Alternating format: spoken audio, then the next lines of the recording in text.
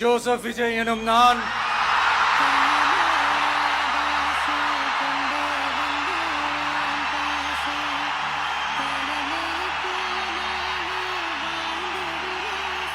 சட்டப்படி அமைக்கப்பெற்ற இந்திய அரசியல் அமைப்பின்பால் உண்மையான நம்பிக்கையும் மாறா பற்றும் கொண்டிருப்பேன் என்றும் இந்திய நாட்டின் ஒப்பில்லாத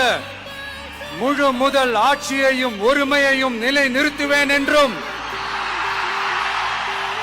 தமிழ்நாட்டு அரசின் முதலமைச்சராக உண்மையாகவும் உளச்சான்றின்படியும் என் கடமைகளை நிறைவேற்றுவேன் என்றும் அரசியல் அமைப்பிற்கும் சட்டத்திற்கும் இணங்க அச்சமும் ஒருதலை சார்பும் இன்றி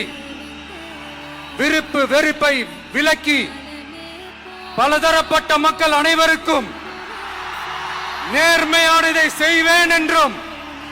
ஆண்டவன் மீது ஆணையிட்டு உறுதிமொழிகிறேன்.